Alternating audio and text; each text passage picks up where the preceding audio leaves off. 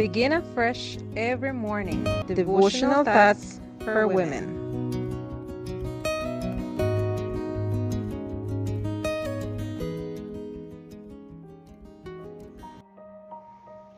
Greetings, my beloved friends.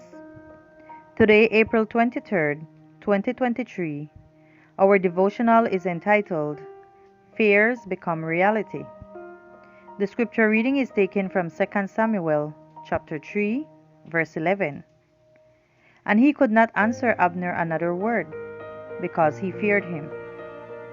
Saul's son, Ishbosheth, was governing in representation of his father, but he needed courage, and the people realized his incompetence.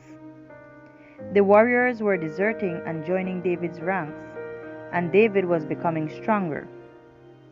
Abner, commander-in-chief of Saul's army, was trying to hold together the declining dynasty. He knew that David had been designated by God himself as the successor to the throne, but he did not acknowledge him at once. He had been chasing David to kill him for many years, and he encouraged the hatred that Saul felt towards David.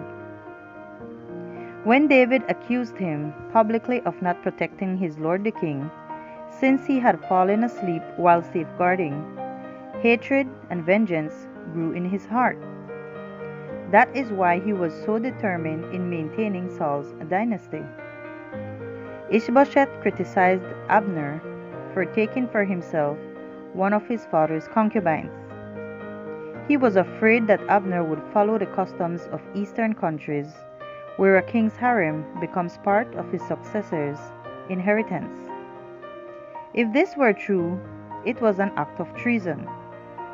Abner was so furious because of the accusation that he promised to hand over to David all of the tribes of Israel. It would be an honor for David to receive this well-known, valiant warrior into his army. Ishbosheth's fear of losing the man who gave his government the most fervent support became a reality. His constant fears made him more and more incompetent and unstable. A persistent fear can become a reality.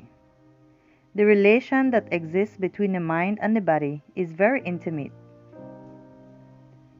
When one is affected, the other sympathizes. The condition of the mind affects the health to a far greater degree than many realize. Many of the diseases from which men suffer are the result of mental depression. Grief, anxiety, discontent, remorse, guilt, distrust, they all tend to break down the life forces and to invite decay and death. Ishbosheth did the right thing in reprimanding his warrior, but his lack of moral fortitude prevented him from maintaining his authority. Courage is needed to stay firm in our convictions and confront wrongdoing. Pray for the wisdom and courage to firmly and bravely defend what is true, what is worthy, and what is correct. Analyze your fears to see if they are affecting your physical and emotional health, your decision-making, and your relationships. May fear never silence your conscience and keep you from seeing mistakes and correcting them.